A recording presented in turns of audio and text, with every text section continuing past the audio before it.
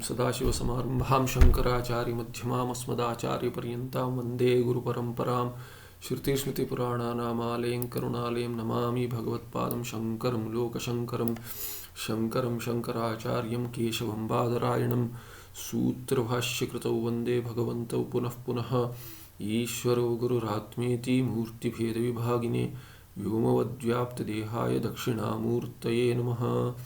श्री चिद्घनगणेशाय नमो मह्यं सुखनित्यं स्वप्रकाशं व्यापकं नामरूपयोः अधिष्ठानं बुद्ध्यबोध्यं बुद्धेर्दृक्यत्वनिर्मलमपारं सर्ववेदान्तवेद्यं प्रत्यक्परं महः तदेवाहन्नमत्तोऽन्यदिति मे निश्चिता मतिः।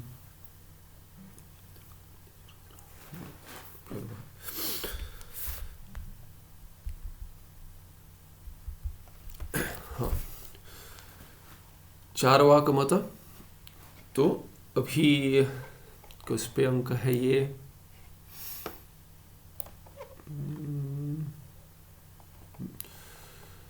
तो पंचकोशिक विवेक के समय सिद्धांत बता दिया कि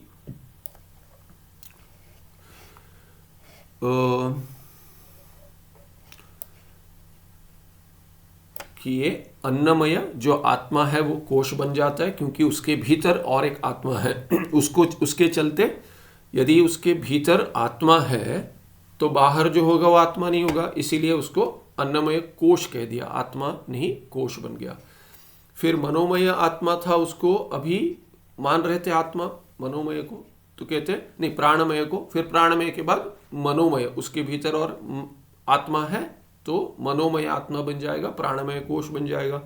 वैसे ही विज्ञानमय आत्मा बन जाएगा और मनोमय कोश बन जाएगा, फिर आनंदमय आत्मा बन जाएगा, विज्ञानमय कोश बन जाएगा। ऐसे कर कर विवेक करना है। फिर अंत में हमने देखा ब्रह्मपुच्छम प्रतिष्ठा करके कहा है श्रुति में, तो इसीलिए ब्रह्म ही आत्मा है वस्तुतः, पर ये जो सबका आधार बनता है, सभी का अधिष्ठान बनता है, वैसे ये आनंदमय आत्मा भी कोश बन जाएगा।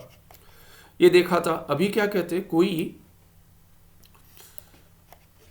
कोई कहते हैं स्थूल देह एव आत्मा, उसके लिए हेतु इत्यादि देते हैं। वो पिछले पाठ में देखा था हमने कि जिसमें जैसे आपकी श्रुति है वो कहेंगे कि आत्मनस्तु कामाय सर्वम प्रियम भवति, इसीलिए क्या है कि शरीर के निमित्त ही कहेंगे कि शरीर ही आत्मा है। क्यों? क्योंकि आत्मा के प्रीति के लिए ही सभी कार्य होते हैं और अपने देह के लिए ही सभी विषयों में और बाकियों में प्रीति है, इसीलिए अपने देह क्योंकि कहते हैं कि बाकी भी जो है, यदि ते बाकी सब जो भी हो, दारा अपत्य धन पशु इत्यादि सभी ते अस्य स्थूल देहस्य न उपकरवन्ति, जब भी वो उपकार नहीं करते तदा तेषु प्रीति ही नास्ति, उनमें प्रीति नहीं होती है, प्रेम नहीं होता। इसीलिए यस्य निमित्तेन यत्र प्रीतिरुपजायते तस्मिन्नेव स्थूल देहे मुख्या प्रीति सर्वेषाम। इसीलिए सभी को क्या मुख्य प्रीति किसमें है? देह में है। उसमें सभी उपकार करते हैं तब तक उनमें प्रीति होती है, जब भी वो उपकार नहीं करते स्थूल देह का तो उनमें प्रीति नहीं होती। इसीलिए स्थूले देहे एव मुख्या प्रीति ही सर्वेशम, सभी को स्थूल देह में ही मुख्य प्रीति होती है। इसीलिए तस्मात् स्थूल देह एव आत्मा, ऐसे वो तर्क से घटाते हैं। और इसीलिए तस्मात् वस्त्राभरण अन्नपानादि उपकरणैः स्थूल शरीरस्य समलंकृत्य पोषणमेव परम पुरुषार्थ इति असुरराज विरोचनस्य सिद्धांत। तो ये विरोचन असुरराज जो है उनका सिद्धांत है, असुरों का सिद्धांत है। तो क्या कहते हैं, स्थूल देह का ही अलंकार करके पोषण कीजिए। तो पिछले पाठ में इतना देखा था। अभी ये सिद्धांत जो विरोचन का है, जो असुरों का जो सिद्धांत है, वो कहते हैं चारवाक मत। चारवाक मत भी यही है कि देह ही, स्थूल देह ही आत्मा है। तो कहते हैं चारवाक मत अनुसारिणः वायवादि भूत चतुष्टय संघात रूपम देहम आत्मत्वेन प्रतिपन्नाः तत्र एता युक्ति ही आहुः। तो क्या कहते हैं कि ये जो चारवाक मत वाले हैं, वैज्ञानिक भी समझिए आज की तारीख में, तो ये जो वायु आदि भूत चतुष्टय का संघात समूह जो है उसको देह मानते हैं और उस देह को ही आत्मा मानते हैं। तो ये वायु आदि भूत चतुष्टय माने आकाश छोड़कर वायु से लेकर पृथ्वी तक, वायु, अग्नि, जल और पृथ्वी, ये चार ही मानते क्योंकि वो प्रत्यक्ष होते। वो कहते हैं कि कैसे तो समझ में आ रहा है प्रत्यक्ष एक ही प्रमाण है, बाकी कोई प्रमाण नहीं है। तो कहते हैं आकाश के लिए कोई प्रमाण नहीं है क्योंकि प्रत्यक्ष एक ही प्रमाण है और आकाश तो प्रत्यक्ष होता नहीं है। इसीलिए कहते हैं ये चार ही पंच महाभूत नहीं मानते, हो चतुष्टय भूत चतुष्टय मानते हैं। ये चार महाभूत है, उसका कार्य है, संगात है, समूह है देह, स्थूल देह, और वही आत्मा है। तत्र एताः युक्ति ही आहुः, ये युक्तियां बताते हो। क्या युक्तियां हैं? तो ये अंक सिर्फ दे रहे, 5 अंक दे रहे। तो कहते हैं अहम धी विषयः यह सह आत्मा, ये पहले भी देखा है। अहम बुद्धि जहाँ होती है, अहम मैं ऐसे जो लगता है अहम अहम जहाँ होती है वो आत्मा है। तो बुद्धि का विषय कौन बन रहा है? तो कहते हैं अहम मनुष्यः, ये मूल में आया था। अहम मनुष्यः, अहम स्थूलः, अहम कृशः, अहम ब्राह्मण इत्यादि अनुभवेशु। ये सब जो अनुभव है, क्या अनुभव है? मैं मनुष्य हूँ। तो मनुष्य किसको कहते हो? आत्मा को कहते हो कि शरीर को कहते हो? शरीर को लेकर मनुष्य कहते हो ना। तो अहम मनुष्य, इसीलिए स्थूल शरीर मनुष्य कह रहे हो। तो अहम भाव मनुष्य शरीर में है, प्राणी शरीर में नहीं है, मनुष्य शरीर में है यहाँ पे अहम भाव आपका। इसीलिए कहते हैं शरीर से भेद हो रहा है, इसीलिए शरीर ही आत्मा है। फिर अहम स्थूल, मैं मोटा हूँ, पतला हूँ इत्यादि। अहम कृशा, पतला हूँ इत्यादि कहाँ कह रहे हो? अहम भाव कहाँ पर है? स्थूल शरीर ही अहम है। तो कहते हैं अहम ब्राह्मण, ये भी ये शरीर को लेकर, ये पिछले पार्ट में बहुत विश्लेषण हो गया था इसका। इत्यादि अनुभवेषु, ये सब जो अनुभव है उन अनुभवों में मनुष्यत्वादि धर्म विशिष्टः स्थूल देहः एव विषयः भवति। तो कौन विषय बन रहा है उसमें? इस सभी बुद्धियों में, वृत्तियों में उस अनुभव में, अनुभव है अहम मनुष्य, अहम ब्राह्मण, अहम कृश, स्थूल इत्यादि, उसमें मनुष्यत्वादि, मनुष्यत्व, स्थूलत्व, कृशत्व, ब्राह्मणत्व आदि पद से वो सब धर्म जो है उससे विशिष्ट जो है वो स्थूल देह ही है। वही विशेषण बन रहे स्थूल देह के, वो सब स्थूल देह के ही विशेषण बन रहे। स्थूल देह एव विषय भवति, इसीलिए स्थूल देह विषय बन रहा है उस बुद्धि का। स देह एव आत्मा, इसीलिए क्या सिद्ध हो गया? कहते हैं कि वो देह ही आत्मा है। ठीक है, ये पहला तर्क हो गया। दूसरा देते अथवा परम प्रेम विषय यह स आत्मा, ये भी मूल में आया था। तो ये 2 अंक मूल में आ गए। अथवा परम प्रेम विषय, परम प्रेम का, प्रीति का विषय कौन है? वही आत्मा है। आपका उपनिषद भी यही कहता है। कहते हैं तो एतत् स्थूल देह उपकारकत्व निमित्तम पुरस्कृत्य एव, तो इस स्थूल देह का उपकार जो करता है वही निमित्त, वो जो निमित्त बनता है उपकार निमित्त, उसको पुरस्कृत्य माने उसी को लेकर, पहले उसको मानते हो आप कि ये उपकार कर रहा है, उसके बाद उसमें प्रीति होती है। पुत्र मित्र कलत्रादयः प्रियाः भवन्ति, तो ये पुत्र मित्र कोई संबंधी हो, जो भी हो, सभी क्या है? मेरे शरीर के लिए उपकार करते हैं, इसीलिए मुझे प्रिय है। ऐसे 4 वाक्य कहता है।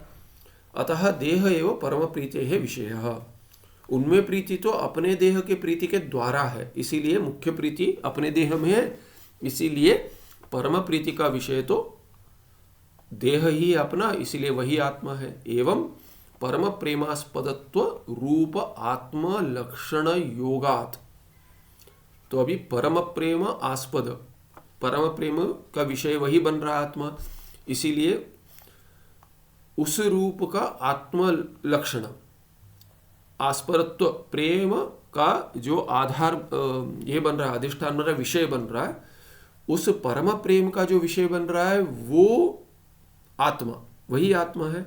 और उस आत्म लक्षण का योग होने से स्थूल देह ही आत्मा है। कहाँ पे है? आत्मा का स्थूल देह में ही योग हो रहा है। मतलब ये जो तर्क लगाया है वो कहाँ घट रहा है?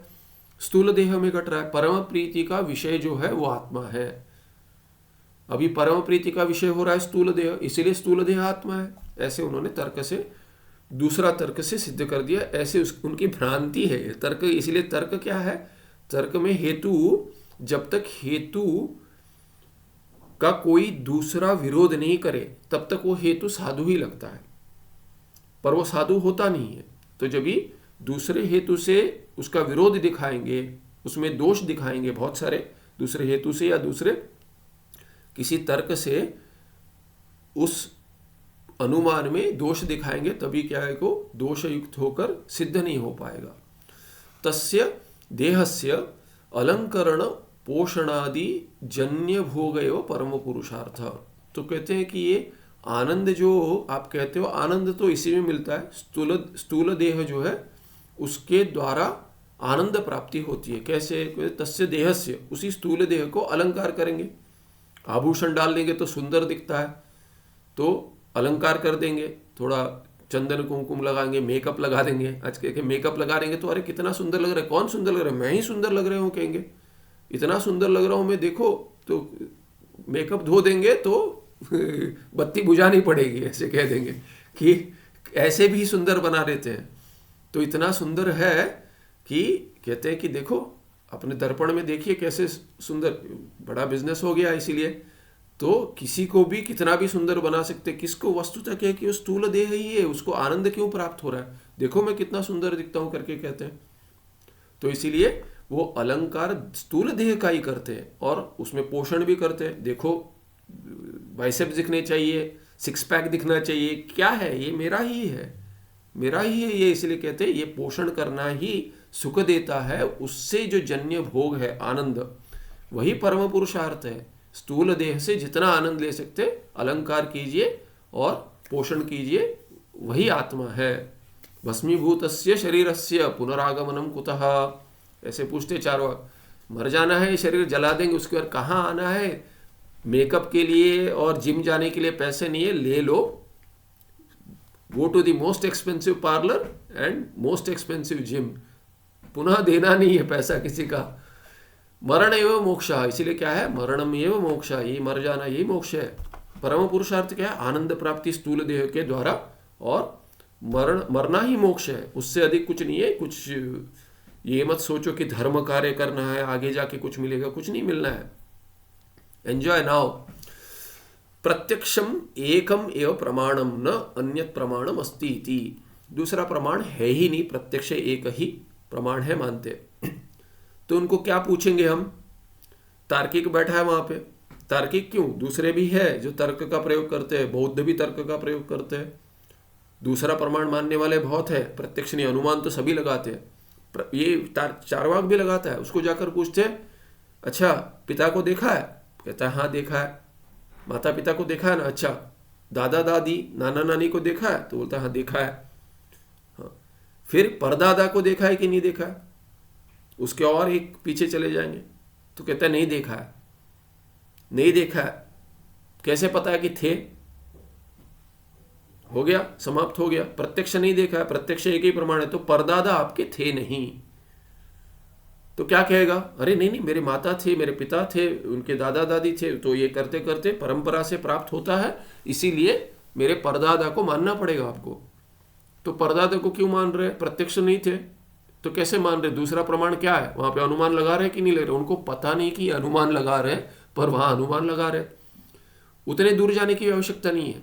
खाना क्यों खाते हो पूछते हैं, शास्त्र में पूछते खाना क्यों खाते हो। देखिए खाना खाना प्रत्यक्ष खाने के बाद तृप्ति होती है, ठीक है। एक बार आपने गलती से खा लिया, माता ने खिला दिया, भूख मिट गई, भूख से दुख था, खाना खाने से भूख मिट गई, दुख चला गया, ये प्रत्यक्ष है। चार वाक्य है, प्रत्यक्ष है, खाना खाने से भूख मिटती है मुझे, मेरी प्रत्यक्ष, मैंने खाना खाया भूख मिटी है, पानी पीने से प्यास बुझी है। तो कहते ठीक है वो हुआ था, पर वो खाना जो खाया था, अभी जो खाने बैठे हो, भूख लगी है ना, लगी है, अभी जो खाना खाने बैठे हो, ये कल का जो कल क्या खाया था, बोलते हैं रोटी खाए थे, चावल खाया था। अच्छा अभी रोटी चावल है, ये रोटी चावल वही रोटी चावल है क्या जो खाए थे? वो तो खा लिया, पेट में चला गया, ये क्या है, ये रोटी चावल, इस रोटी चावल से भी तुम्हारी भूख मिटेगी, इसमें क्या तर्क है, इसमें क्या प्रमाण है? तर्क ही प्रमाण है। कहते हैं हम तर्क नहीं मानते। अरे तर्क नहीं मानते हो, प्रत्यक्ष कह दो, ये खाने से पहले बताओ, खाने के बाद नहीं बताना। क्यों खा रहे हो बताओ। कहेगा भूख मिटी, भूख लगी है खा रहा हूं। अरे हेतु हेतु मत भाव बनना चाहिए, बना रहे हो। यदि खाना खा रहे हो, खाना खाने से पहले तुम यदि कह रहे हो कि मेरी भूख मिटेगी, कल मिटी थी ना, आज कैसे मिटेगी? फिर वो उस खाने से मिटी थी, ठीक है, प्रत्यक्ष था। इस खाने से मिटेगी, क्या प्रमाण है उसके लिए? ये रोटी वो रोटी नहीं है, ये चावल वो चावल नहीं है। तो आपको क्या बोलना चाहिए कि ये अन्न है, अन्न से भूख मिटता है। तो तर्क लगा रहे हो, उसमें व्याप्ति बनी है। यत्र यत्र अन्नत्वम तत्र तत्र क्षुत निवृत्तित्वम करके बोलना पड़ेगा आपको। यत्र यत्र, वो अन्न भी नहीं, अन्न खाते हो तो ये, तो जहां अन्न है उसमें क्षुत निवृत्ति ये है, क्या है, योग्यता है, ये आपको मानना पड़ेगा। तो ये मानने के लिए आप तर्क लगा रहे हो। तो अनुमान प्रमाण मान रहे हो, प्रयोग कर रहे हो, कहते हो नहीं मानता प्रत्यक्ष के प्रमाण। तो इसीलिए पानी पीकर प्यास बुझती है, इसमें भी तर्क लग रहा है। खाना खाकर भूख मिटती है, इसमें प्रत्यक्ष प्रमाण नहीं है, मिटने के बाद प्रत्यक्ष प्रमाण है। पर इस खाने से मेरी भूख मिटेगी, इस पानी से मेरी प्यास बुझेगी, इसमें तर्क लग रहा है। यही यदि खाना खा रहा है तार्किक अपना, यदि खाना खा रहा है चार्वाक, तो तर्क का प्रयोग कर रहा है, सूक्ष्म है, उसको स्पष्ट नहीं हो रहा है, पर है, तर्क लगा रहा है। तद एतत् चार्वाक मतम असंगतम, ये चार्वाक मत ठीक नहीं है। कहते अहम पश्यामि अहम वदामि इत्यादि व्यवहारेषु इंद्रियस्य अपि अहम धी विषयत्वम दृश्यते। तो कहते क्यों ठीक नहीं है? अपना जो पहला तर्क दिया, इसमें ये देखिए युक्ति ही युक्ति लगा रहे हैं, ये सब युक्ति बता रहे हैं। ये युक्ति जो बता रहे अहम धी विषय जहां पर है वो आत्मा, यहां पर भी व्याप्ति है। यत्र यत्र अहम धी विषयत्वम तत्र तत्र आत्मत्वम करके ये व्याप्ति लगा रहा है। पर कहता है प्रत्यक्ष के प्रमाण मानता हूं। तो ये क्या है? प्रत्यक्ष दिख रहा है क्या आत्मा? स्थूल शरीर दिख रहा है, तो कहता है स्थूल शरीर दिख रहा है, वही आत्मा है। तो ये धी विषय बन रहा है, बुद्धि विषय, ये सब कहां से लेकर आए? बुद्धि का विषय बन रहा है, ये भी कहेगा अनुभव सिद्ध है, ठीक है। तो पर ये तर्क है कि ये अहम धी विषय अपने आप में वो जो मान रहे हो, तो अपने को दूसरे का कैसे कह सकते हो? दूसरे में भी यदि कह रहे हो अहम धी विषय, ये कहेगा मेरे बुद्धि का विषय बन रहा है स्थूल शरीर, इसीलिए वो आत्मा है। दूसरे में कैसे घटाएंगे? दूसरे का शरीर दिख रहा है, वो भी आत्मा है, कैसे कहोगे? बुद्धि का विषय बन रहा है, कैसे कहोगे? उसके लिए वो आत्मा है कैसे कहोगे? आपके लिए वो आत्मा होगा, उसके लिए वो आत्मा है कैसे कहोगे? वहां पे भी तर्क लगा रहे हो, इसीलिए यहां प्रत्यक्ष कह देंगे, फिर भी तर्क लग रहा है। तो उसका निराकरण कर रहे हैं। अहम पश्यामी कह रहे हो, अहम बुद्धि विषय बन रहा है ना आत्मा, अहम पश्यामी कह रहे हो, ये तो इंद्रिय में भी हटता है। अहम वदामी क्योंकि ये कौन देख रहा है? तुम देख रहे हो कि इंद्रिय देख रहे हैं? इसलिए इत्यादि व्यवहारेषु इंद्रियस्य अपि अहम धी विषयत्वम दृश्यते। मैं देख रहा हूं कह रहे हो, तो इंद्रिय के द्वारा देख रहे हो या इंद्रिय देख रहा है, तो इसीलिए अहम पश्यामी, इसमें अहम पश्यामी ये इंद्रिय में भी घट रहा है, इसीलिए स्थूल देह आत्मा है, ये नहीं कह सकते। फिर क्या करेंगे? मम देह कृशः, ये जो बुद्धि है कि मैं पतला हूं, दुबला हूं, मोटा हूं इत्यादि व्यवहारेषु देहस्य ममता विषयत्वम अपि भवति।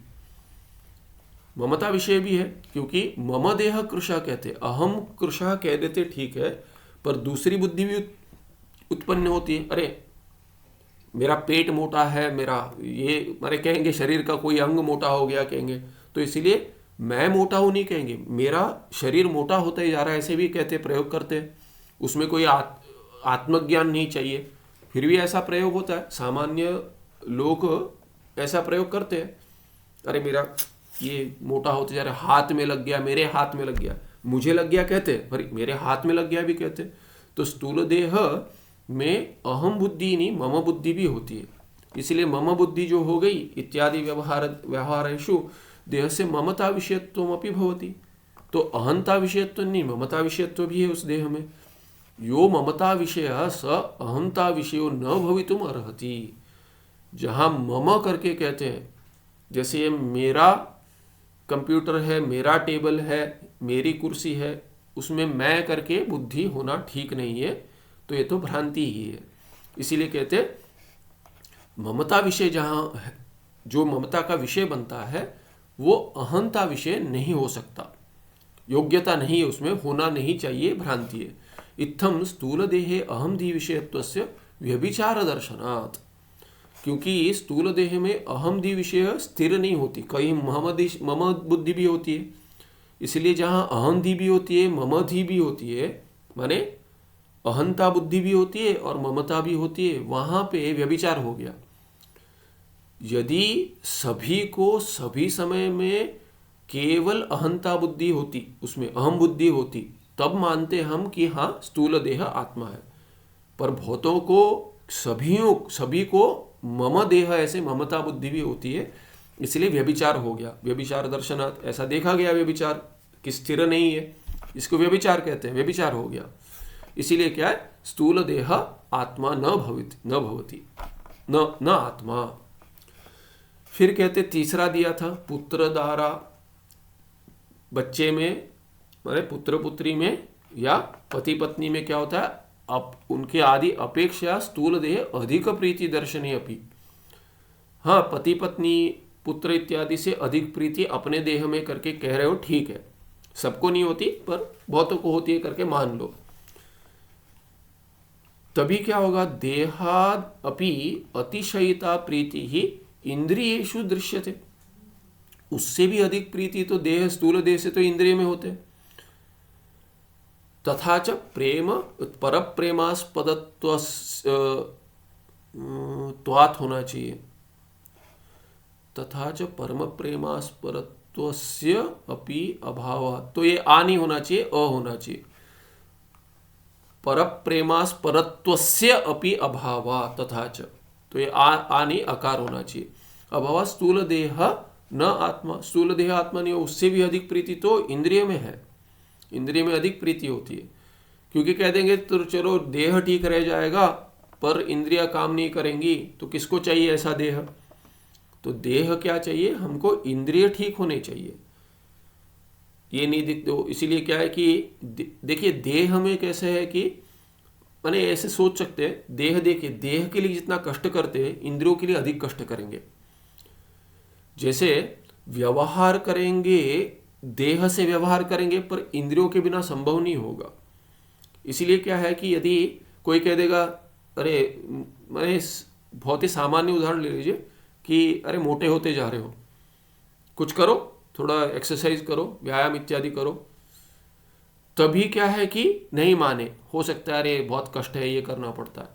पर कोई कह देगा अरे आँख से ठीक नहीं दिख रहा है, सुनाई नहीं दे रहा मैं क्या बोल रहा हूँ, तब जाकर तुरंत जाकर औषध ले लेंगे, आँखों के लिए, कान के लिए, सब करेंगे, क्योंकि इंद्रियां जो है वो अधिक प्रिय होती है। अब ये हेतु घटे ना घटे, सभी को नहीं हो, कोई कह देगा ठीक से नहीं दिख रहा है, ठीक है कोई नहीं, चलता है, ऐसे भी छोड़ देगा तो घट नहीं पाएगा। पर दिखा रहे कि स्थूल देह से इंद्रियों में अधिक प्रीति होती है, क्योंकि बैठे रहेंगे, सारा दिन बैठे रहेंगे पर इंद्रियों का प्रयोग होता रहता है। इंद्रियों का प्रयोग अधिक समय होता है, स्थूल देह का कम समय होता है। उससे भी समझ आता है कि इंद्रियों का अधिक कार्य है, इंद्रियों के द्वारा अधिक उपकार होता है, इसलिए इंद्रियों में अधिक प्रीति है, ऐसे समझ सकते हैं। तो ये हो गया तीसरा। इसीलिए क्या है कि स्थूल देह आत्मा है ये सिद्ध नहीं होगा, इंद्रिय आत्मा सिद्ध हो जाएगा। किंच चेतन एव आत्मा भवितुम अर्हति, कोई चेतन होगा वही आत्मा होगा, वस्तुतः इंद्रिय भी नहीं होंगे, पर क्या है कि स्थूल देह चेतन है नहीं, इसलिए वो आत्मा नहीं हो सकता। क्योंकि यदि वैसा होता तो मर गया शरीर तो है ना, स्थूल देह है, मर गया फिर भी स्थूल देह, मरण कहते हो आप, मरण ही मोक्ष है, तो ये मर गया पर स्थूल देह तो है, उसको उसमें कार्य क्यों नहीं हो रहा है? स्थूल देह में कार्य क्यों नहीं हो रहा है? स्थूल देह तो है, तो वही आत्मा है, तो उसको ज्ञान क्यों नहीं हो रहा अभी? उसको बोले उठो, सोया है उसको जगा देते हैं, उठ जाता है, मरा हुए को जगा क्यों नहीं जगा सकते? यदि वही आत्मा है तो आत्मा जग जानी चाहिए ना, स्थूल देह उठना चाहिए, क्यों नहीं उठता? तो ये कहते चेतन एवं आत्मा भवितुम अर्हति, जड़ानाम भूतानाम संगात रूपे देहे चैतन्य अभावा देह न आत्मा।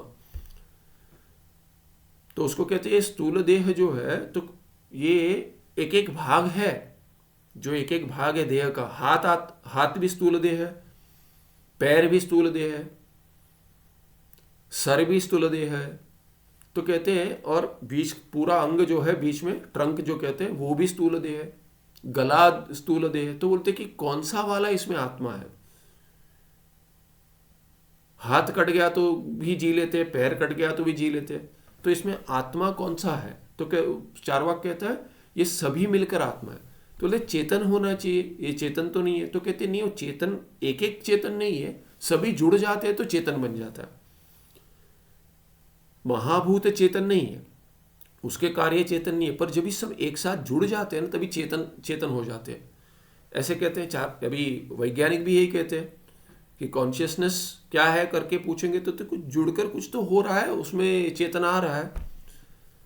सब है स्थूल, सब माने जड़ है। वो जड़ जब भी मिल जाते हैं तभी चेतन उत्पन्न हो जाते हैं, कह रहे थे। तो मर गया है उसमें भी तो जुड़ा हुआ ही है, कोई है कुछ, उसमें कोई शरीर में ना कुछ चोट लगी है ना कटा है, तो वो उसमें क्यों चेतन नहीं है, उसका क्या उत्तर देंगे।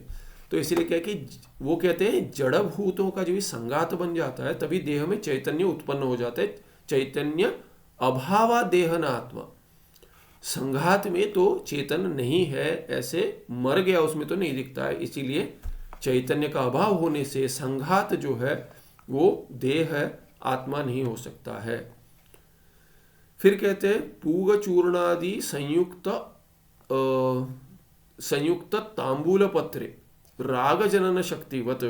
तो क्या कहते हैं कि देखो ये पान जो खाते हैं, पान में तो जो पत्ती है वो तो हरी पत्ती है, पत्ती हरी है। सुपारी क्या है, सुपारी का रंग तो कषाय कुछ रंग होता है, ब्राउन कुछ होता है। बोलते चूना तो श्वेत लगता है उसमें, पर जब भी मिलकर चबाते हैं तो लाल कैसे बन जाता है। वैसे ही क्या है कि संगात जब भी मिल जाते हैं, हाथ पैर ये पंचमहाभूत जब भी इस एक प्रकार में मिल जाते हैं, आपको समझ नहीं आएगा कहने सीखेंगे, उसके लिए बहुत सारा साइंस पढ़ना पड़ता है। जब भी जुड़ जाते हैं तभी चेतन उत्पन्न हो जाता है, चेतन बन जाता है। तो यही तो शरीर है ऐसा। तो कहते हैं कि वैसे ही जैसे पूग चूर्णादि संयुक्त तांबूल पत्रे, हरा होने से भी कहते हैं राग जनन शक्तिवत। जब भी चबाकर उसमें कुछ शक्ति उत्पन्न तो क्या होता है, भूत समुदाय आत्मक देह। वैसे ही ये राग जनन, राग ये क्या है, रक्त रंग जनन शक्ति, रक्त रंग उसमें लाने की क्षमता है, उसमें शक्ति है। वैसे ही भूत समुदाय आत्मक देह जो पंच महाभूत से जुड़कर कार्य भौतिक बना है, ये देह जो है स्थूल देह, उसमें ज्ञान शक्ति ही अस्ति, ज्ञान शक्ति वो बन जाती है, उसमें चैतन्य उत्पन्न हो जाता है। ऐसे शक्ति होती है। इति एतन न युज्यते, यो जो कहते हैं ये ठीक नहीं है। क्यों ठीक नहीं है, कहते जड़भूत समुदाय रूप देह ज्ञान शक्ति रस्ती चेत तरी भूत समुदाय रूप घटादावपि चैतन्यम प्रसज्येत। तो बोलते घट में क्यों नहीं होती, तो फिर घट में भी होनी चाहिए। घटपटादि में चैतन्य क्यों उत्पन्न नहीं हो रहा, जुड़कर बन जाते ना। तो वो कहेगा कि नहीं, वो कैसे, तो एक प्रकार से जुड़ने से ही होता है, इस प्रकार से जुड़ने नहीं तो कुछ प्रकारता में भेद दिखा देंगे। न तो घटा दो चैतन्य मस्ती, उसका निराकरण कर दिए। फिर भी वो कह सकता है पर मृत शरीर है वो दिखा सकते हैं। मृत शरीर जो है उसमें तो वो वैसे ही संगात है, जैसे वो अभी मरा है, तो जैसे था तभी जीवित था, अभी मर गया, तो क्या भेद हो गया दोनों में, शरीर में क्या भेद हो गया। फिर कहते सुषुप्ति मूर्छा मरणादि अवस्थाशु, तो सुषुप्ति में जाता है, मूर्छा में, कोमा में चला जाता है, कोई मरण प्राप्त कर लेता है, तभी क्या होता है अवस्थासु, इन अवस्थाओं में घटादिवत देह अभी जड़ो होती। घट जैसे जड़ क्यों हो रहा है, तो फिर जैसे घट में एक समूह बनने से ये उत्पन्न होता है ज्ञान चैतन्य, तो घट में नहीं हो सकता यदि कह रहे, तो घट जैसे ये क्यों जड़ बन रहा है। मरने के बाद सुषुप्ता में या सुषुप्ति अवस्था में या मूर्छा में क्यों ऐसे शरीर जड़ हो रहा है, स्थूल शरीर।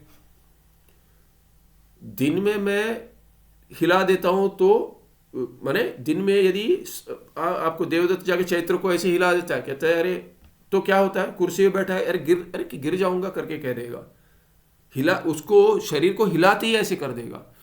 और ये जो है सोया हुआ है, तब जाकर शरीर को हिला दिया फिर भी नहीं उठता। ऐसा क्यों है? जागृत और सुषुप्त में ऐसा क्या स्थूल देह में भेद बन गया? कुछ नहीं हुआ। तो स्थूल देह यदि आत्मा है तो सोता हुआ व्यक्ति क्यों नहीं बोलता है अरे मैं गिर जाऊंगा? ऐसा नहीं कहता कोई। मूर्छा में तो वैज्ञानिक ये कर रहे हैं, वैद्य प्रयास कर रहे हैं, वो बाहर नहीं आ रहा है। स्थूल देह को कुछ भी वो समझ में भी नहीं आ रहा है उसे। सुषुप्ति में तो चले जाग भी जाता है शरीर को हिलाने से, मूर्छा में तो वो भी नहीं होता। मरण में तो संभव ही नहीं है, जाके जला देते शरीर में, चिल्लाता नहीं है। थोड़ी गर्मी अधिक लग गई तो कहता है कि अरे जल रहा है शरीर सूर्य से, इसको तो आग में डाल देते शरीर में, तभी क्यों कुछ नहीं होता है। तो इत्यादि कहकर घटादिवत देह अपि जड़ भवति करके कह दिया। तस्मात् न जड़ देह आत्मा भवति, जड़ देह आत्मा न भवति। अभी कहते यदि देह आत्मा भवेत, अभ्युपगमवाद, यदि मान ले कि देह आत्मा है, तदा बाल देहाद भिन्ने यौवन देहे सोहम इति प्रत्यभिज्ञा न भवितुम अर्हति। तो कहते हैं कि ये प्रत्यभिज्ञा जो होती है, प्रत्यभिज्ञा माने क्या, कल जो था वही आज है। माने पहले जो था, कोई देश काल में कुछ था, वो अभी भी है, वैसा ही है या भिन्न है, पर उसमें कुछ तो एक है। जैसे सोयम देवदत्त, पर अपने देह की बात कर रहा हूं तो अपने देह में देखिए, बचपन में जो देह था अभी तो वो नहीं है, यौवन में नहीं है। यौवन में जो देह था अभी तो रो रहे हैं, अरे बुढ़ापा आ गया, पहले कैसा था मैं, अरे मैं कैसा था, मैंने स्थूल देह तो बदल गया ना, तुम कैसे थे करके स्मरण कैसे हो रहा है? केवल स्मरण नहीं, प्रत्यभिज्ञा हो रही है, वो मैं ही हूं करके स्मरण हो रही है। शास्त्र में कहते हैं कि जो बचपन में जो दादा दादी नाना नानी को देखा था, वही मैं अभी अपने पोते पोतियों को देख रहा हूं करके कहता है। नाता नाती को देख रहा हूं, नाना नानी से लेके नाता नाती या पोता पोती से लेके अपने दादा दादी से लेके पोता पोती तक वो मैं ही हूं करके कहता है। कैसे कह देता है कि जिस शरीर में मैंने दादा दादी का अनुभव किया था और अभी जिस शरीर में मैं पोता पोती का अनुभव कर रहा हूं, वो शरीर तो भिन्न है ना। तो भिन्न है तो मैं ही हूं कैसे प्रत्यभिज्ञा हो रही है? इसको प्रत्यभिज्ञा कहते हैं। ये मैं ही हूं या ये वो ही है, सोयम देवदत्ता या सह अहम। तो ये कैसे होता है, संभव कैसे है? न भवितुम अर्हति प्रत्यभिज्ञा, सोहम में से मैं वही हूं। बाल देह से भिन्न यौवन देह में मैं यही हूं, बुढ़ापे में मैं ही हूं, वो नहीं हो सकता। जायते तु तथा प्रत्यभिज्ञा, नहीं हो सकता पर होता है। उसका अर्थ क्या है कि आपका तर्क गलत है। यदि देह आत्मा होता तो बाल देह से भिन्न यौवन देह में मैं वही हूं, ये प्रत्यभिज्ञा नहीं हो सकती, पर होती है। इसीलिए क्या है कि देह आत्मा नहीं हो सकता। अतः अपि देह न आत्मा, या आमा लिखा है, आत्मा होना चाहिए। जनन मरणादि युक्तस्य देहस्य जन्मनः पूर्वं मरणादूर्ध्वं च सत्ता नास्ति।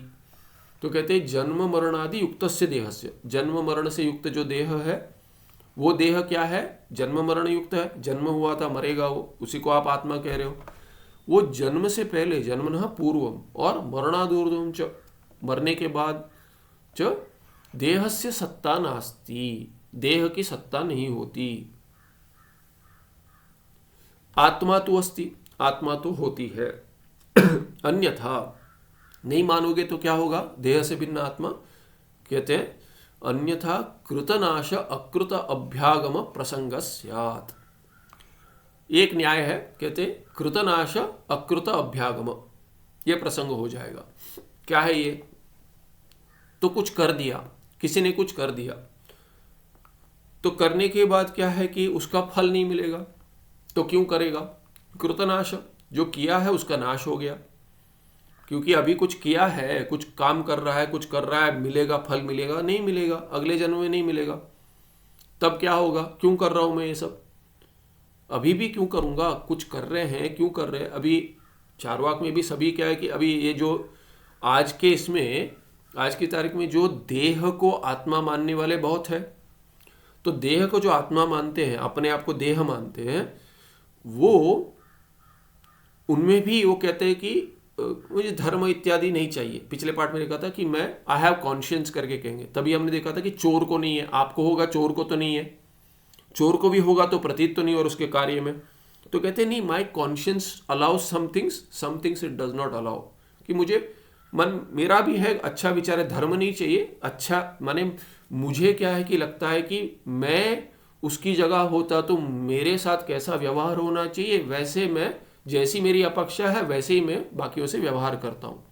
गीता जी में आया है आत्म औपम्य, तो आत्मा ही उपमा बनती है। आत्मा जिसकी उपमा बनती है माने स्वयं, आत्मा माने स्वयं, स्वयं उदाहरण देता है कि मैं मेरे साथ ऐसा व्यवहार मैं अपेक्षा करता हूँ, इसीलिए मैं आपके साथ ऐसा ही व्यवहार करूंगा, मेरे साथ अच्छा होना चाहिए, मैं दूसरे के साथ अच्छा व्यवहार करता हूँ।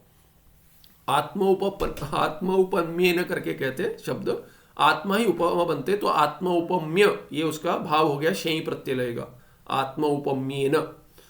तो आत्मा को ही लेकर अपने आप को, जो अंग्रेजी में कहेंगे कि put yourself in somebody else's shoes, तो अपने आप को दूसरे की जगह मान लो, तो वैसा व्यवहार करो, बेचारा ऐसा है वैसे, तो करुणा जागृत होती है। तो इसीलिए कि उसमें कोई धर्मशास्त्र नहीं चाहिए करके कोई कह देगा।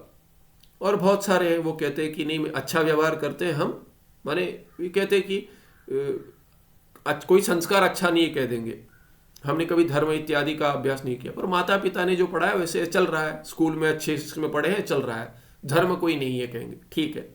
वस्तुतः ये सब आया धर्मशास्त्र से ही है, पर ठीक है चलिए, मानवीय वृत्ति है, मनुष्य जैसे होना चाहिए वैसा, साधु मनुष्य जैसे ही जीता करके समझिए, धर्मशास्त्र नहीं है।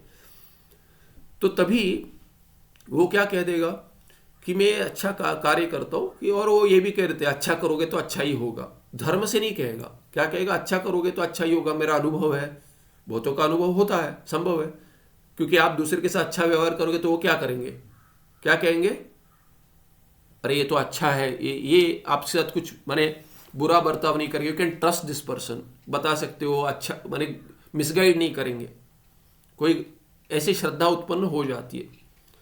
कोई अरे झूठ नहीं बोलेगा, उसने कहा है तो मान लो, झूठ नहीं बोलता, क्यों झूठ नहीं बोलता, क्यों अच्छा व्यवहार करता है दूसरे के साथ, तो कहता है कि केवल इतना नहीं है, यदि अभी सभी जो है उसके साथ वैसा ही व्यवहार करे जैसे वो कोई उनको करना है, ये उसके साथ अच्छा व्यवहार करे, पर दूसरी यदि नहीं करे तो इसकी श्रद्धा नहीं रहेगी।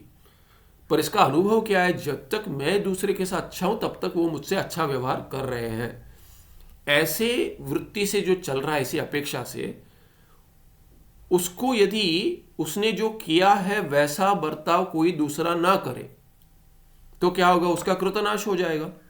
यही न्याय है कि इस जन्म में अच्छा करोगे, श्रुति कहती है कि अगले जन्म में अच्छा फल मिलेगा, सुख का कारण बनता है, पुण्य अदृष्ट उत्पन्न होता है और आपको सुख देता है, बुरा करोगे तो दंड मिलेगा।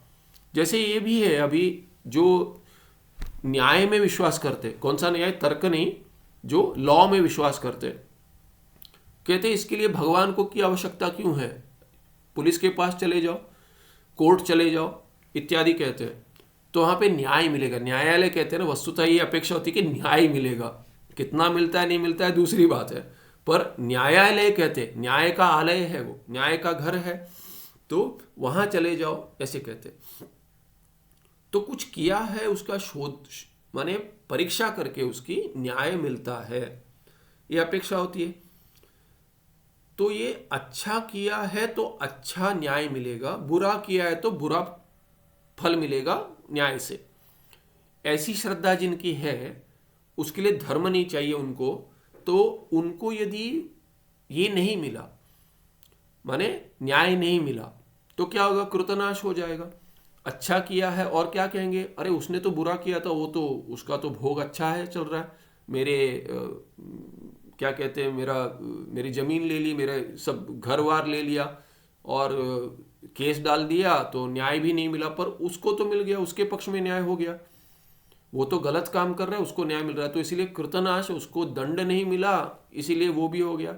इसीलिए कृतनाश और अकृत अभ्यागम, इसने बुरा नहीं किया है, इसका ही घर ले लिया, उसी को डाल दिया जेल में, कारागार में उसको डाल दिया, तो क्या किया गया? अकृत अभ्यागम प्रसंग, जो नहीं किया उसका फल मिल गया। ये यहां क्यों बता रहे हैं? उदाहरण लेकर बिना धर्म के बता दिया। ये धर्म आत्मा के लिए, शरीर भिन्न आत्मा के लिए जन्म जन्मांतर जो जाता है उसके लिए कैसे घटेगा? क्योंकि यदि कुछ काम कर रहा है, वो कहेगा मैं नहीं मानता ना धर्म, तो कहेंगे तो अभी ये शरीर भिन्न भिन्न क्यों उत्पन्न हुआ है? किसी के पास बहुत सारा पैसा है, किसी के पास कुछ भी नहीं है, बचपन से ही गाड़ियों में घूम रहा है, कभी माने किसी की ठोकर खानी नहीं पड़ी, और ये बच्चे हैं जिनको खाना नहीं मिल रहा है, ऐसा क्यों हो रहा है? फिर कहेंगे किसी के, मैंने देखा था पिछली बार भी, शरीर में बल है, किसी में शरीर में बल ही नहीं है, किसी का अंगहीन है, कोई पैर नहीं है, हाथ नहीं है, आंख नहीं है, क्या क्या कैसे होते हैं। और दूसरे क्या है कि अधिक इसमें ऐसे पैदा होते ही बहुत ही बच्चे भी सुंदर होते हैं, हट्टे कट्टे होते हैं, इसीलिए वैद्य को पूछते पहले परीक्षा करके देखिए सब ठीक है क्या, सभी ठीक है कि क्यों फिर भी अभी रोना नहीं रुक रहा है, ऐसे सब अच्छे अच्छे होते हैं। तो इसलिए इतना भेद क्यों है? कोई गोरा है, कोई काला है, कोई मोटा है, कोई पतला है, इतने सारे भेद है, जन्म से लेकर ही भेद है। तो जन्म से लेकर से जो भेद आए हैं वो क्यों आए हैं, इसके लिए कोई कारण तो बताना पड़ेगा। ऐसे ही निर्निमित्त का नहीं हो सकता, ऐसे ही हो जाएगा। अरे ऐसे ही होने के लिए सब सभी इंसिडेंटल नहीं होता, तो इसको आपको बताना पड़ेगा। यदि शरीर आत्मा है तो आत्मा में भेद क्यों है, शरीर में भेद क्यों है ऐसा भेद? घटापटा तो कोई बनाता है तभी भेद हो जाता है, बिना किसके के कैसे बन जाता है, ऐसा भेद क्यों है? तो कहेंगे माता पिता में भेद है इसीलिए। अच्छा, माता पिता में भेद क्यों आया? ऐसे करते करते जब देखेंगे तो शरीर में भेद क्यों आया इसका उत्तर नहीं दे पाएंगे वो। शास्त्र एक ही प्रमाण है, क्योंकि उनका कर्म वैसा था, इसीलिए उन्होंने जो क्रिया, उसका कभी कर्म का नाश नहीं होगा, फल देकर ही रहेगा। अवश्यम भावी, कर्मणः फलम अवश्यम भावी, वो देकर ही रहेगा फल, अभी नहीं तो अगले जन्म में, अगले नहीं तो उसके अगले जन्म में, ये देकर ही रहेगा। जब तक कर्ता मानता है उसको भोक्ता बनना ही पड़ेगा। नहीं तो क्या होगा, यदि नहीं मानेंगे, आत्मा नहीं मानेंगे, तो कृतनाश, इसने बहुत प्रयास किया, अच्छा जीवन जिया, सब नष्ट हो गया, और जो नहीं किया उसका सब दंड मिल गया, अगले जन्म में आते ही माता का दूध भी नहीं मिला। कैसे, देखिए कैसे होता है, कभी कभी प्रेगनेंसी चलते चलते ही इसमें डिलीवरी के समय पे माता चल बसी, तो क्या करेगा, इसको ये दूध भी नहीं मिला, इसको ऐसे हो गया। तो कृतनाशर अकृत अभ्यागम प्रसंग कहते हैं इसको, ये हो जाएगा। अतश्च देह न आत्मा, इसीलिए देह को आत्मा नहीं मान सकते। फिर कहते हैं नौवा हेतु देते, देह अलंकार अलंकरण माने अलंकारी, अलंकरण पोषण आदि जन्य भोग एवं परम पुरुषार्थः इति अपि न। तो कहते जो आप कह रहे कि देह का अलंकार करेंगे, पोषण करेंगे, तो उसी से जो आनंद प्राप्त होता है वही परम पुरुषार्थ, उससे अधिक कुछ नहीं है। तथा ही घटाते उसको, यह इच्छा विषय स पुरुषार्थ इति उच्यते, जो इच्छा का विषय है वो वही पुरुषार्थ है। पुरुषार्थ क्या है? पुरुष ही अर्च्यते इति पुरुषार्थ, पुरुषों के द्वारा अर्च्यते, प्रार्थ्यते, अर्थ अर्थ्यते में स्पष्ट नहीं होता है, अर्थ में प्र उपसर्ग लगाएंगे, प्रार्थ्यते हो जाएगा, कि जो प्रार्थना कर कर प्राप्त कर, प्रार्थना है जिसके लिए प्रयास करते हैं, लोगों के द्वारा जिसके लिए प्रयास किया जाता है वो पुरुषार्थ है। माने क्या? इच्छा का विषय है, किसके लिए प्रयास करते? जिसमें इच्छा है उसी में प्रयास करते, वो प्राप्ति करने के लिए। भगवान जो कह देंगे योगक्षेमम वहाम्य, उसमें प्रयास की आवश्यकता नहीं है, योगक्षेमम वहाम्य हम कह देते हैं। जो योग माने जो नहीं है उसका योग करा देंगे पुरुषार्थ के साथ, और जो बन गया है उसका वियोग होने नहीं देंगे, रक्षण करेंगे।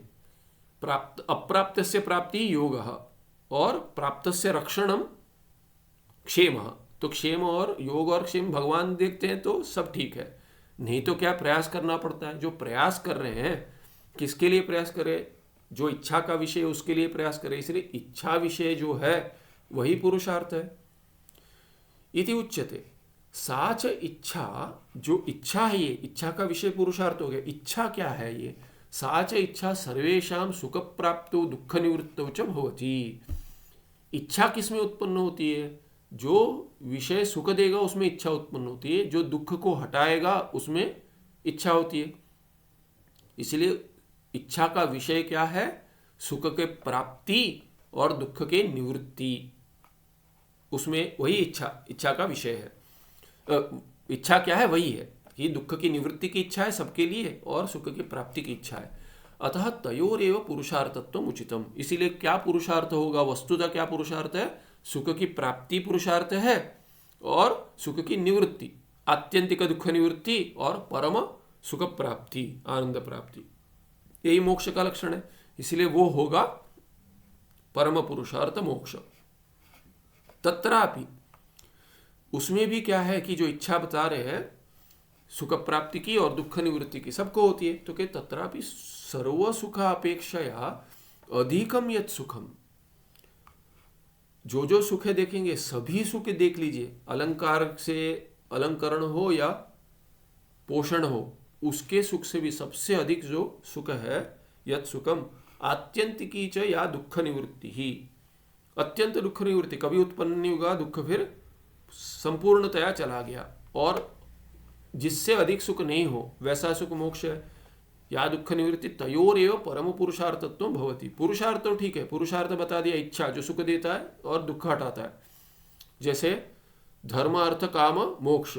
धर्म सुख देता है, करने से सुख प्राप्ति होती है, करते समय दुख होगा, उसके बाद सुख मिलेगा, इसीलिए धर्म कार्य करते, और उससे दुख भी चला जाता है। करते समय होगा पर आगे चलते दुख चला जाएगा। क्योंकि देखिए धर्म करते कष्ट होता है, कहते अरे सुबह सुबह सूर्योदय के समय पे उठो, उसके पहले नहीं होता तब सूर्योदय से पहले उठो, या तो चलो सूर्य उदय हो गया तभी उठ जाओ, होने के बाद कष्ट होता है। ठंड में कैसे उठेंगे, ऐसे नहीं करने का मन करता है। गर्मी में तो रात सोने का नींद नहीं आती, सोने का मन नहीं करता, कैसे उठेंगे। तो ठंड में सुबह ठंड होती इसलिए उठने का मन नहीं करता। बरसात में उठकर क्या करूंगा, बाहर नहीं जा पाऊंगा, सोते रहूंगा, इसीलिए वर्षा में उठने का मन नहीं करता। गर्मी में क्या है कि गर्मी में रात को नींद नहीं आती, तो सुबह कैसे जल्दी उठूंगा। कारण सबके लिए। तो कभी भी जल्दी उठने में प्रयास होता है, क्या उठ के क्या संध्या करना है, ये करना है, पूजा करो, एक बहुत कष्ट है। नीचे बैठ के करना पड़ता है, वो भी ऐसा नहीं मैं गद्दे पे बैठ के कर जाऊं, वो भी नहीं कर सकते। तो ऐसा कष्ट जो है इसको आप कहते हैं सुखदायक है। मीमांसा से पूछे सारा दिन, गीता जी में तो भगवान भाष्यकार ये पूर्व पक्ष उठाते हैं, पूर्व मीमांसा कहता है कि देखो आप तो सन्यास ले लियो, आप सन्यासी को मोक्ष मिलेगा कहते हो, ऐसा नहीं है। सन्यासी क्या करता है, कर्म का त्याग करता है। और श्रुति क्या कहते हैं, यावत जीवम अग्निहोत्रम जुह्यात, ज्योति जुह्यात, जब तक जीवित हो तब तक ये नित्य कर्म करना है, बाकी सब छोड़ दो काम में। फिर भी ये कर्म कैसे छोड़ देते हो आप? ये कर्म जो आपको जब तक जीवित है, सांस चल रही है, क्यों करते हो कर्म? सांस चल रही है इसीलिए करो करके श्रुति बोलती है। सांस चल रही है ना तुम्हारी, तो क्या किसने रोका है? करो कर्म। तो बोलते हैं गृहस्थों को इतने कर्म है, सारा दिन कर्म में बैठ जाता है। तो सिद्धांति क्या कहता है, देखो श्रवण मनन निधिध्यासन जो है ये आप कर नहीं सकते हो। सन्यास क्यों कहते हैं? केवल श्रवण के लिए। श्रवण नहीं करेगा तो सन्यासी का पतन हो जाता है। सन्यासी को श्रवण करते रहना चाहिए, ज्ञान उत्पत्ति होकर जब तक मुक्ति प्राप्त नहीं होती तब तक करना है।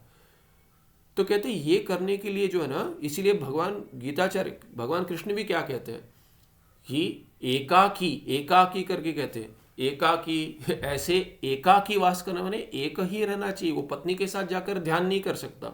ध्यान षष्ठोध्याय में कहते हैं कहाँ पे, जहाँ दूर कहीं, जहाँ पे लोग नहीं होते, शांतता होती है, वहाँ पे ध्यान करो करके छठे अध्याय में कहते हैं। ये सब एकाकी, अब ये बोलते पत्नी भी ध्यान करेंगी और पति भी ध्यान करेगा, दोनों का ही ध्यान नहीं होगा। ये ऐसे दोनों को एक साथ 1-on-1 फ्री ऑफर नहीं है मोक्ष का, कि ये जाते जाते श्रवण करते हो साथ में मुक्ति हो जाएगी। कोई है कि मुझे सन्यास मिल रहा है, ले दीजिए, मेरे पति को या मेरे पत्नी को भी सन्यास दे दीजिए। अरे उनको चाहिए कि नहीं, वो योग्यता सब छोड़ दीजिए, चाहिए साथ में दे दीजिए। बोलते हैं हम साथ में साधन करेंगे। ये साथ में साधन करे तो गृहस्थ में बैठे रहो, मोक्ष मोक्ष के लिए संन्यास में आने की आवश्यकता नहीं है, उसी में कर दो। पर क्या है कि बहुत सारे इस कर्म होते, कर्तव्य कर्म गृहस्थ को, बाकी 3 आश्रम गृहस्थ आश्रम से चलते हैं, चलने चाहिए और उसी से चलते हैं। इसीलिए गृहस्थ के इतने कार्य है कि भिन्न कुछ करने के लिए समय नहीं बचता है, इतने कर्म है। तो इसीलिए कहते हैं, तो सिद्धांति क्या कह रहा है पूर्व पक्षी को, भगवान भाष्यकार कह रहे इसीलिए क्या है कि श्रवण इत्यादि नहीं कर पाए, निरंतर निधिध्यासन इत्यादि नहीं कर पाते, इसीलिए क्या है संन्यास की विधि है। तो पूर्व पक्षी पूर्व मीमांसक क्या करता है, इसीलिए तो मैं कह रहा हूं कि आपको मोक्ष नहीं मिलेगा। सिद्धांति क्या कह रहा है कि ये जो कर्म है, ये कर्म में समय नहीं रहता, बचता नहीं है, धर्म कार्य में इतने होते हैं कि आप ध्यान इत्यादि नहीं कर पाओगे, इसीलिए संन्यास की विधि है। पूर्व पक्षी कहता है इसीलिए तो इतना अधिक कर्म कर रहा है, जो कष्ट कर रहा है उसी को तो मिलेगा फल, जो नहीं कर रहा है उसको थोड़ी मिलेगा। तो कहते हैं इसीलिए गृहस्थ को ही मोक्ष मिलेगा, बाकी आश्रमी को मिलेगा ही नहीं। बहुत खुश करके कहता है, गीता जी में आता है, बहुत बढ़िया तर्क देता है। तो जो घटा रहे होते कि इसीलिए तो नहीं मिलेगा ना, हम भी तो यही कह रहे हैं कि हमारे कर्म ज्यादा है, हमें मिलेगा, आपको क्यों मिलेगा। जिसको कहा अधिकस्य अधिकम फलम, मोक्ष सबसे ऊंचा फल मानते हो। कम देखिए, जितना काम करते हो उतना पगार मिल रहा है, बहुत काम करोगे तो बहुत ज्यादा पगार मिलेगा। ये तो लौकिक न्याय से स्पष्ट है, इसके लिए हमें कोई शास्त्रीय न्याय नहीं चाहिए, लौकिक न्याय है। तो कहता है वैसे ही परम पुरुषार्थ जो है आपका, सबसे अधिक फल है कि मानते हो कि नहीं हो, तो उसमें सब फल अंतर्गत है, मानते हो। तो कहते हैं सबसे अधिक कर्म करोगे तो जब जाकर मिलेगा ना, वो ज्यादा कर्म करोगे तो ज्यादा। आजीवन यावत जीव श्रुति कहती है आप नित्य कर्म करो, उसी से मोक्ष मिलेगा, वो कहता है। तो ये वो संदर्भ में बता दिया। तो कहते साच जो ये इच्छा जो है ना सुख प्राप्ति, आत्यंतिक की दुख निवृत्ति और परम सुख प्राप्ति होगी, तब परम पुरुषार्थ बनेगा। तो ये आप जो पुरुषार्थ कह रहे हो, धर्म सुख का कारण बनता है, तो उससे एक डिटूर लिया था, पर ये धर्म जो है पुरुषार्थ है, वो सुख देता है। काम धर्म अर्थ तो सुख देता है, अर्थ सुख देता है, क्योंकि लोग इसीलिए तो पीछे पड़े कि ये इतनी कमाओ, इतना अपने लिए नहीं, अपने 7 पीढ़ियों के लिए कमा कर जाऊंगा मैं, तो इसीलिए मेरे पास समय नहीं है भाई, ये क्लास वास श्रवण करो, ये सब नहीं। क्यों, मेरे लिए तो हो गया ना, जब ये 6ठे पीढ़ी के लिए हुआ है, 7वीं पीढ़ी के लिए नहीं हुआ है, उसके लिए कमा रहा हूं। अर्थ सुख देता है, उसमें कोई संशय नहीं है। काम तो वैसे भी सुख देता है, क्योंकि अर्थ लेकर करेगा क्या, अलग कर तो पूजा करेगा नहीं, धन का कुछ प्रयोजन आएगा कि, इसीलिए क्या काम जो कामना इच्छा है वो सब क्या है, कामना के विषय जो है वो भी सुख देते हैं, इसीलिए विषय सुख तो प्रसिद्ध है। तो ये 3 तो पुरुषार्थ है करके कह रहे हैं, पर परम पुरुषार्थ नहीं है। क्यों नहीं है, क्योंकि आत्यंतिक दुख निवृत्ति उससे नहीं होती, और अधिक जिससे सुख नहीं है वैसे सुख की प्राप्ति नहीं होती, इसीलिए जिसमें होती है वो परम पुरुषार्थ होगा। तादृशम निरतिशयम सुखम, जिससे अधिक सुख नहीं है वैसा वाला सुख, और आत्यंतिकी दुख निवृत्ति, माने जिससे दुख फिर कभी नहीं आए, जिस अवस्था में कभी भी दुख नहीं आए, वो मोक्षे एव स्तः, ऐसे आत्यंतिक दुख निवृत्ति और सर्वाधिक जिससे अतिशय न हो वैसे सुख की प्राप्ति मोक्ष में ही होगी। वैषयिक भोगे दोष सत्वात्, वैषयिक भोगे, विषय भोग जो है उसको वैषयिक भोग कहेंगे। विषय का भोग जो है वैषयिक भोग, उसमें भोगे तस्मिन दोष सत्वात्, क्योंकि दोष है उसमें, इसीलिए न स परम पुरुषार्थ, वो परम पुरुषार्थ नहीं हो पाएगा क्योंकि उसमें दोष है। कहेंगे मिठाई में सुख है, खाओ, कितना खाओगे, 10-20, अरे जलेबी बनी है बहुत दिन हो गए, जलेबी तो, अरे घी की जलेबी बनी है, खा लो, आज खा लो, कल नहीं मिलेगा, कल तो खाओगे तो दुकान में जाओगे कोई घी से बना के नहीं देगा, आपको तेल की मिलेगी, खा लो, 10 खा लो, 15 खा लो, 20 खा लो, 21वां नहीं जा रहा है स्वामी जी, बाहर रह जाएगा, अरे खा लो, अच्छा लगता है ना तुम्हें, तो पहले कर लेता, अभी नहीं हो पाता, बचपन में और 25-30 खा लेता, अभी नहीं हो पा रहा है। क्यों नहीं हो पा रहा भाई, सुख है ना उसमें, नहीं है सुख, दोष सत्वात्। कोई तो कह देगा बचपन में इतना खाता था, अभी तो एक भी खाना नहीं होता, क्यों नहीं होता, तो शुगर हो गया, क्या करे, थोड़ा बढ़ गया, 400 हो गया, थोड़ा अधिक हो गया इस बार, तो इसीलिए क्या कहेंगे, नहीं खा सकते। क्यों? अरे विषय में सुख है ना, खा लो। नहीं है, उससे अधिक सुख कहीं है। कहाँ पर है? जीवित रहने में सुख है। तो कहते हैं जीना है, रात को सोना है, और ये नहीं होना चाहिए। शुगर अधिक हो तो बहुत पीड़ा होती है, ब्लड प्रेशर भी बढ़ जाते हैं, ये सब नहीं चाहिए मुझे, तो मना कर देते, तो कभी कभी नहीं खाते। तो वैषयिक सुख में दोष है। क्या दोष है? कहते हैं एक खा लिए जलेबी, स्वस्थ हूं, पर एक से तृप्ति नहीं होती। तो बोलते अभी आज भंडारा में ज्यादा लोग हैं, एक एक ही देने बोला है। अरे दूसरा दे दो। बोले खा के आ जाओ, फिर यदि लोग कम हो जाएंगे तो दे देंगे। तो तभी जाके दूसरा ले आता है, तृप्ति नहीं होती। दूसरे बार दो से तृप्ति नहीं होती, तीसरी चाहिए। क्यों? अतृप्ति करत्वम दोष है। अतृप्ति करत्वम, जितना विषय सुख देता है। अभी देखिए, ये देख लीजिए कि पहले क्या है कि जिनके पास टीवी नहीं था उनका तो पता नहीं किनके पास नहीं था, पर जब भी टीवी आ गया उसके बाद कहते थे अरे एक महाराष्ट्र में तो एक दिल्ली का एक बार कुछ आता था। एक दिन रविवार को लगता है कि हिंदी कोई मूवी चलती थी, हिंदी मूवी चलती थी दूरदर्शन पे, रविवार को आती थी। शनिवार को लगता है कि एक कुछ लगता है कि लोकल चलाते थे, लगता है कि मराठी ऐसे कुछ चलाते थे। तो ऐसे आपको सप्ताह भर रुकना पड़ता था एक इसके लिए।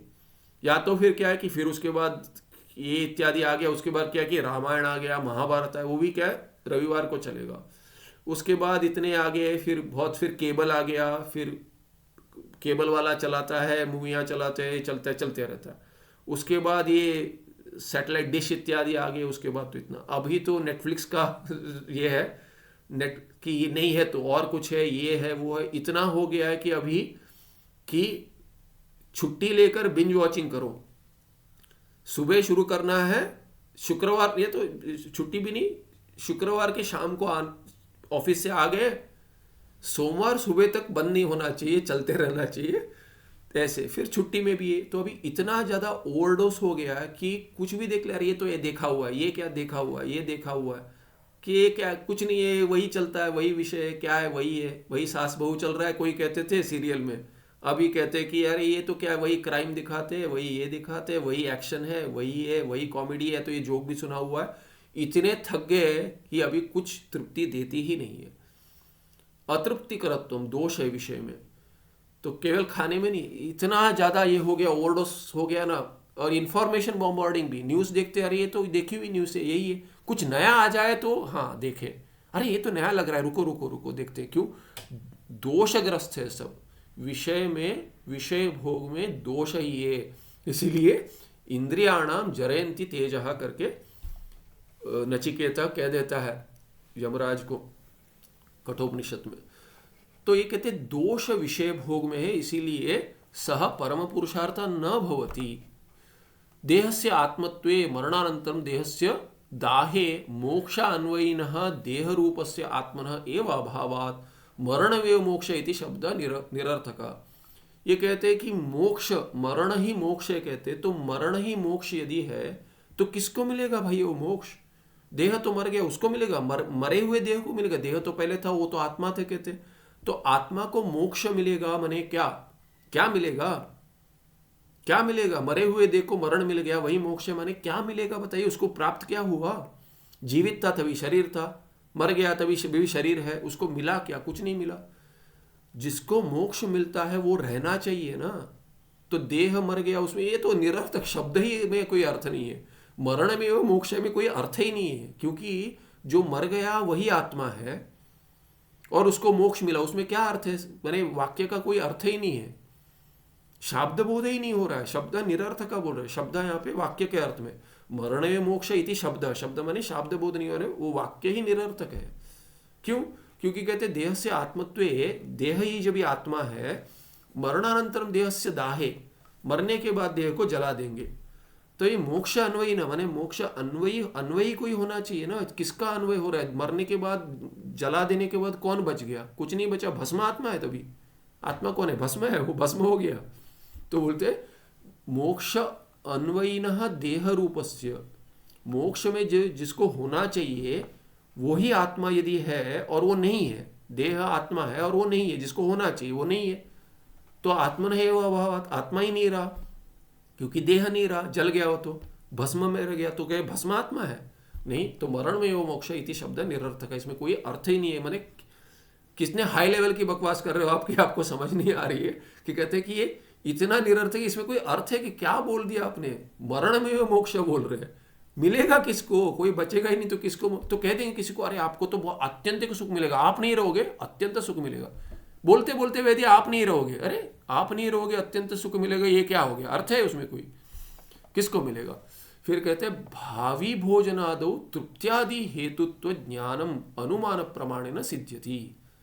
और ये भावी भोजन, इसका उदाहरण बताया था मैंने कि भावी भोजन, ये आगे जो भोजन करेगा उसमें तृप्त्यादि हेतु, भोजन तृप्ति देता है, वो हेतु भोजन में कहाँ से घटा, ये हेतुत्व ज्ञान, उसमें हेतु है, ये तृप्ति देगा भोजन, आज जो मैं खाना खा रहा हूँ या आगे खाऊंगा अभी, ये मुझे तृप्ति देगा, इसमें उसमें तृप्ति हेतुत्व है।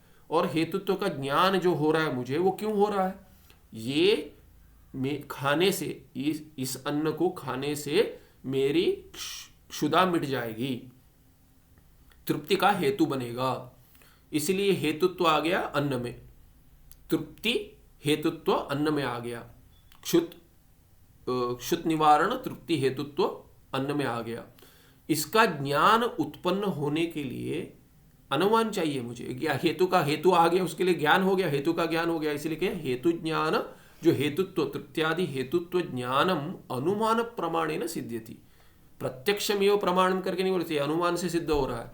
देशांतरे मृत पित्रादि मरण ज्ञानम आप्तवाक्य रूप शब्द प्रमाणात सिद्ध्यति। एक और एक उदाहरण देते हैं, कहते हैं कि पिताजी है, ये माता पिता क्या कह रहे हैं कि अभी पिताजी कह रहे हैं कि थोड़ा दूर जा रहा हूँ, बच्चा छोटा है तो कहता है कि नहीं मत जाओ मत जाओ, पिताजी जा रहे हैं, बोलते आ जाऊँगा, थोड़ा कार्य है, थोड़ा समय लगेगा, तो कुछ सप्ताह महीने नहीं है।